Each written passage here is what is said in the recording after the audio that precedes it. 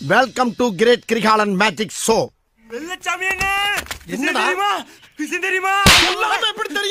ஆழ்ந்த காற்றழுத்த தாழ்வு மண்டலம் புயலாக வலுப்பெற வாய்ப்பிருப்பதாக வானிலை ஆய்வு மையம் தெரிவித்திருக்கிறது. ஆழ்ந்த காற்றழுத்த தாழ்வு மண்டலம் புயலாக வலுப்பெற வாய்ப்பிருப்பதாக வானிலை ஆய்வு மையம் தெரிவித்திருக்கிறது.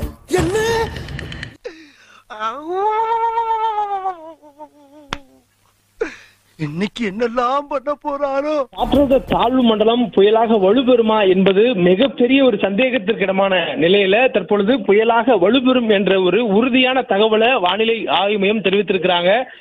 ஒன்று தெரிஞ்சு போச்சுடா, இந்த பிரபஞ்சத்துல உங்க மத்தியில இந்த உசுரை காப்பாத்துறது ரொம்ப சிரமம். காற்றழுத்த தாழ்வு மண்டலம் தற்பொழுதுதான் ஆழ்ந்த காற்றழுத்த தாழ்வு மண்டலமாக வலுவடைந்திருக்கிறது என்ற தகவலை இந்திய வானிலை ஆய்வு மையம் வெளியிட்டிருந்தாங்க. அப்பாவே சொல்லிட்டாரா?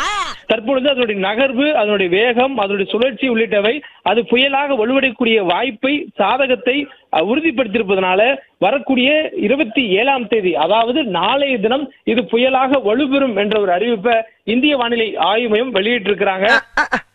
முடிஞ்சு போச்சியா? எல்லாம் முடிஞ்சு போச்சு. மேலும் இது புயலாக நாளைய தினம் வலுப்பெற்றதுக்கு பிறகாக தொடர்ந்து வடக்கு வடமேற்கு திசையில தமிழ்நாட்டின் கடலோர பகுதிகளை தொட்டவாறே கடலில் நகரும் என சொல்லப்பட்டிருக்கிறது. அதாவது ஒரு புயல் என்னும் பொழுது அது நேராக வந்து ஒரு பகுதி கரையை கடக்கும் என்பதுதான் நம்மளுடைய பொதுவான எதிர்பார்ப்பு.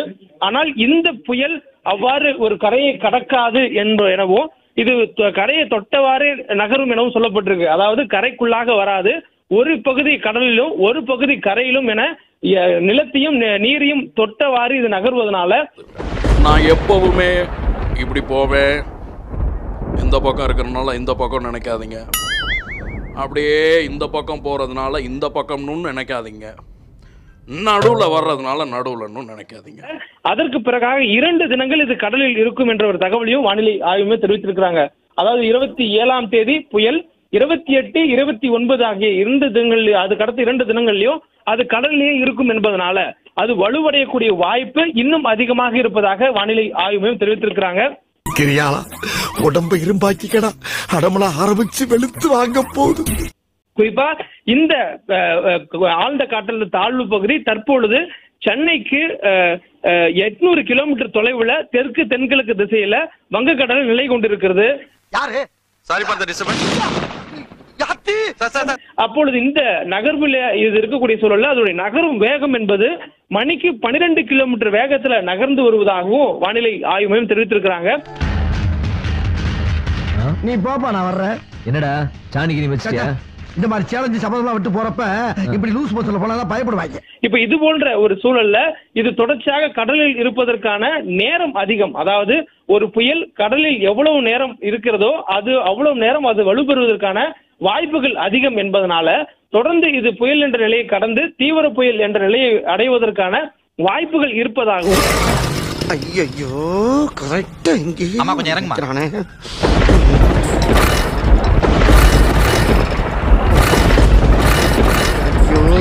ஓட்ட வண்டியை வச்சுக்கிட்டு என்ன சேட்டை பண்றாங்க சார்?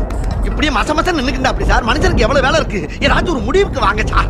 அதனை பொறுத்து தமிழகத்திற்கான மழை வாய்ப்பு டெல்டா மாவட்டங்களில் தீவிரமாக இருக்கும் எனவும், அதாவது அதிதீவிர மழை என்ற அளவுல 20 சென்டிமீட்டருக்கு அதிகமாக டெல்டா மாவட்டங்களான மயிலாடுதுறை, நாகப்பட்டினம், திருவாரூர் மாவட்டங்களில் இன்றைய தினம் இருக்கும் என வானிலை ஆய்வு மையத்துடைய அறிவிப்புல சொல்லப்பட்டது.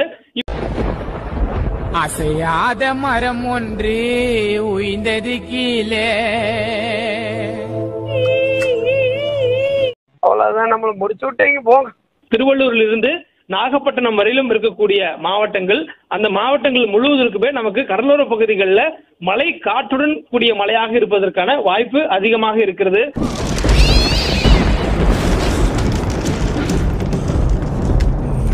இந்த முறை இதற்கு பெயர் வைக்கக்கூடிய பெயரானது சவுதி அரேபியா நாட்டு பரிந்துரைத்த அந்த பெயர் இந்த புயலுக்கு வைப்பதற்கான வாய்ப்புகள் இருக்கின்றன.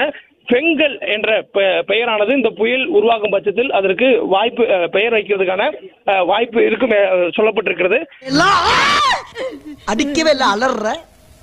ஏ கிழவா, ரைட்லா ரைட் இருந்தா ஊருக்கு, இல்லைன்னா சாமிக்கு. மறக்காம சர்ப்ரைஸ் பண்ணுங்க. தேங்க்யூ.